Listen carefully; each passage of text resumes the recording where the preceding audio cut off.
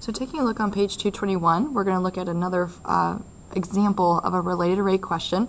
And just like always, I want you to try to mark the text, kind of circle keywords or values, maybe label those values in terms of the variables or the rates that they represent, because the more information that you're going to be able to identify and label is just going to help you in the future when we start to write the equation, find the derivative, and then eventually have to plug in some of those values.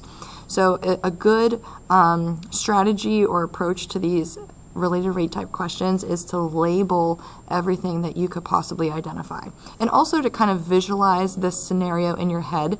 These related rates are always related to time. That's why we take the derivative with respect to time.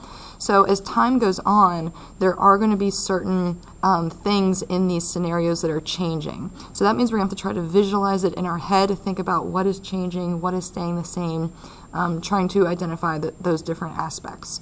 So in this example, a stone is dropped into a calm body of water, and visually we can recognize that that would cause ripples to form circles.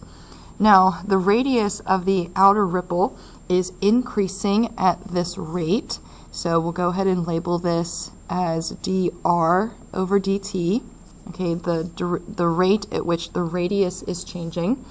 And in this scenario, as the circles start to get larger and larger and larger and larger, we want to pay close attention to when the radius is 4 feet of this first circle that is created from the stone.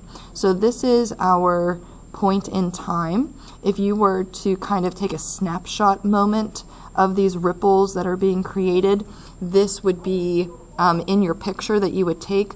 The radius of the outer circle would be 4. So this is our snapshot point in time moment. At this particular point in time, we want to try to figure out what is the rate of the area. So how is the area of this outer circle changing? Now, if we think about it, clearly the circle is getting bigger, being caused by the drop of the stone. So if we think about the rate at which the area is changing, since the area is getting bigger, this value for our rate should be positive because the area of the circle is increasing. So we don't really know what the numbered value is, but at least at this point we know it should be a positive number based off of our understanding or our conceptual visual of this example. So identifying any of the variables, looks like we labeled a variable of r for radius. We've labeled a variable of a for the area. And we can also take a look at, let's see, are there any other ones? No, I don't think so in this case. Kind of got a little ahead of myself. So based off of those two variables, we want to try to think about, are any of those variables constant? Meaning as time goes on, neither one of these change. Well, if the largest circle caused by the stone is getting larger, clearly the radius is increasing and therefore so is the area. So none of these variables are constant. Okay, they're both changing. Both positively, by the way. Okay, they're changing positively, they're getting larger. So it looks like we did label some of the rates. We'll just go ahead and copy those down here. The rate at which the area is changing, they said was 1 foot per second, and it's increasing, so it should be positive. And we are trying to find the rate at which the area is changing, so we'll label that as a question mark. So now that we have identified all these different variables and values and rates, we're going to try to find an equation that can relate all of those together. So we're dealing with the geometric shape of a circle, and we need to somehow relate the area of a circle to the radius of a circle. So that formula for area of a circle, probably pi r squared would be a good one to use. All right, so now that we have our equation and we said that none of these variables are constant, we can go ahead and possibly take the derivative. We also have to check to make sure that our rates that we've identified match the variables in the equation.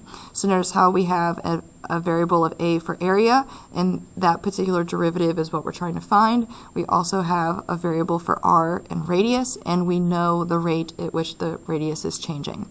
So the derivatives that we've labeled match the variables in our equation. Let's go ahead and take the derivative. So we'll have dA over dt. And then if pi is a constant, we can go ahead and use our power rule on this side. If we bring down the power of 2, we'll have 2 pi, and the new power on the r should be 1. And we took the derivative of an r variable with respect to time, so we would have dr over dt. So at this stage, we can go ahead and plug in the different values that we know. We're trying to find the rate at which the area is changing.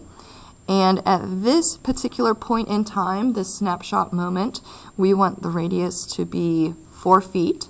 And we also know that the rate at which the radius is changing is 1 foot per second. So a little calculation, looks like we'll end up with 8 pi as the rate at which the area is changing, but we should also be able to include units. So since this is an area value, the rate at which the area is changing, we're going to need a squared unit, and it looks like that would be feet squared, because this 1 was 1 foot per second. So for area, we would need feet squared per second.